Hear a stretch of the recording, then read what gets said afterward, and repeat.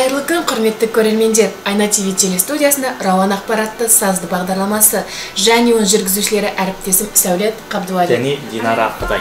Бүгінгі бағдарламамыздың тақырыбы Экспо 2017.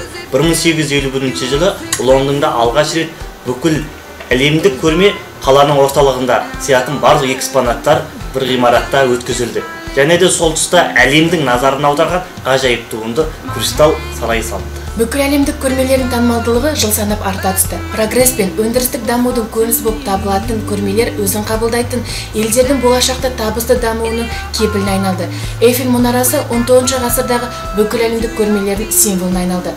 300 метрлік зәулім биіктікке көтерілген көрермен нақты өмірден қол үзіп, қиялға шырқауға және инженерлік өнерге баға беруге мүмкіндік алды. Толығырақ әріптестеріміз дайындаған сюжетке назар аударайық. Әлемнің әйгілі көрмелерінің алғашқысы Foire de Saint-Denis деп аталады. Бұл көрме Париж маңында өткен. Алғашқы көрменің негізін 629 жылы Дагоберт король қалаған. Бірінші дүниежүзілік көрме Лондондағы Гайд паркте Альберт ханзаданың бастамасымен өткізілген. Көрменің бас назар аударар ғимараты Джозеф Пакстонның сәулеттік жобасымен таза шыны мен болаттан тұрғызылған хрусталь сарайы болды. 1889 жылы Эйфель мұнарасы Париж көрмесінің ескерткіші болды. 1900 жылы Париждегі бүкіл дүниежүзілік көрмеге 51 миллион адам келді. Бұл 19 ғасырдың бүкіл тарихындағы көрермендердің рекордтық саны болды. Сарагостағы Экспо 2008 қорытындысы бойынша қатысушы 104 елдің арасында С санаты бойынша Қазақстанның павильоны сыртқы және ішкі безендіру бойынша 3-ші орын қола жүлдеге лайық болды.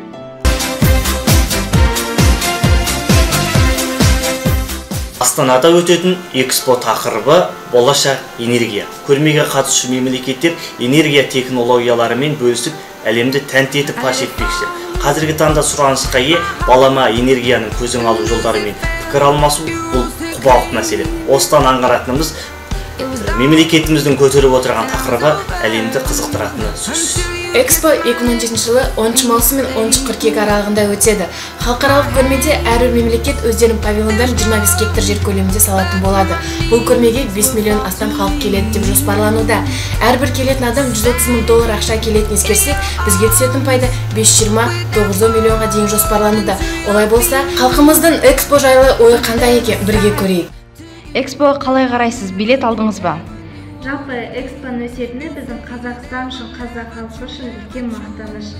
Соның арқасында қазақ халқы біршама елдерге танылып, өзінің салт-дәстүрін, өзінің қандай жан-жақтылығын көрсете біледі.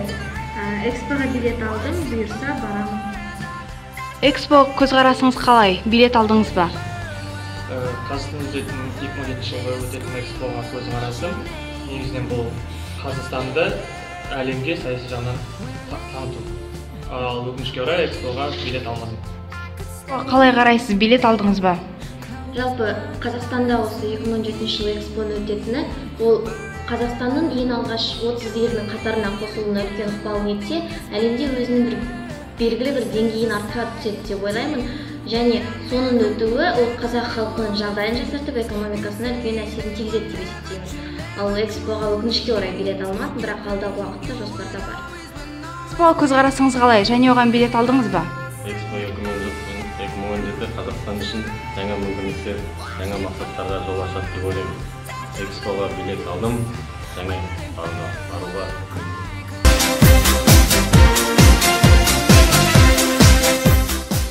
Төрткүл дүниенің назары аударылып отырған Экспо туралы қатысушылар мен көрермендер хабардар болу нұр үстіне нұр болар. Келесі кезекте пайдалы кеңес.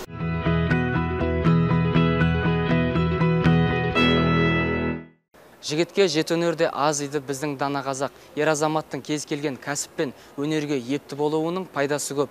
Жігіттер қауымы қандай іске шебер болып, қандай білімді меңгерсе ғана жан-жақты жігіт атанады. Жан-жақты болу үшін жігіт бойына қандай қасиеттерді жинау қажет. Олай болса, мына мәліметтерге назар аударыңыз. Біріншіден, білімді болуы керек. Білімді тек ұстаздар мен оқу орындары ғана бермейді.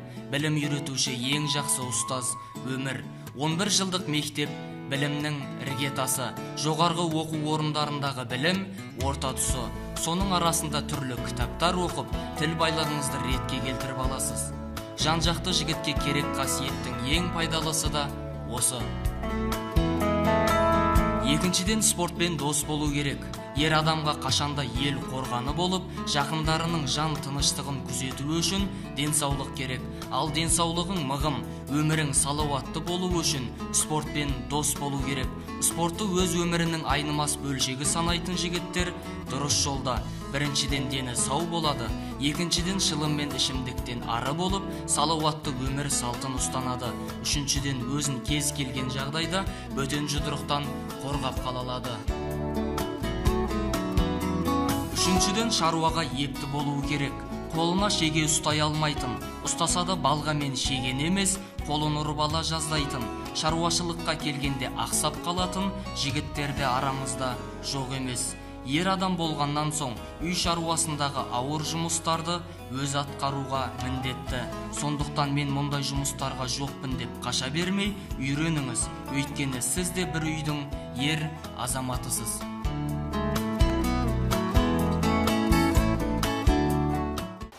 Міне жігіттердің бойынан осы қасиеттер табылуы керек. Біз тек бірнеше қасиеттерді атап өттік. Осы пайдалы кеңес жаныңызға жақын болсын, сонда ғана нағыз жан-жақты жігіт атанасыз. Ендеше сәттілік тілейміз.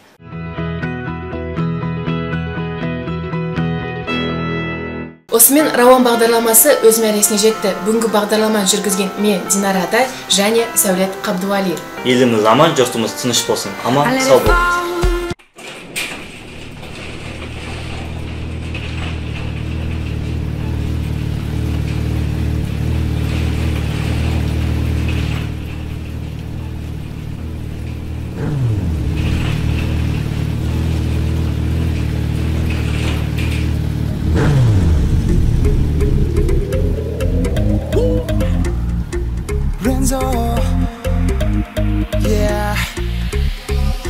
Салқын жанарың келді бойыма, мазалап тұрсын енді алдымда.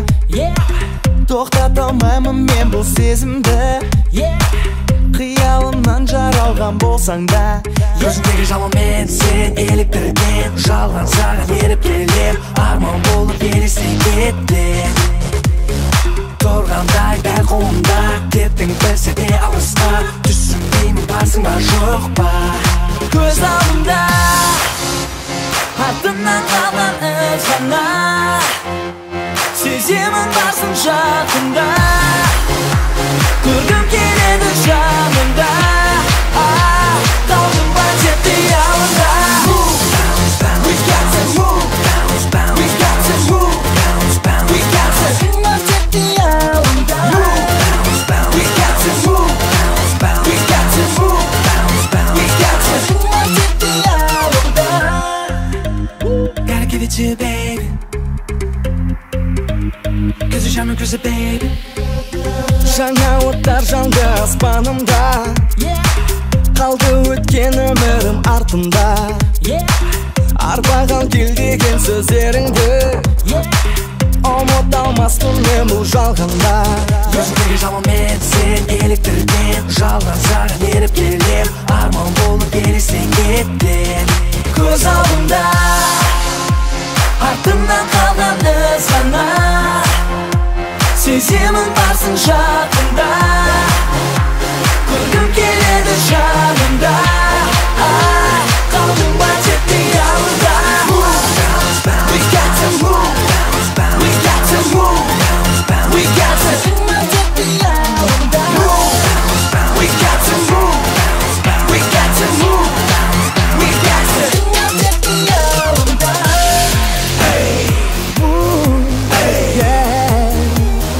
Қиялым болып қалдым,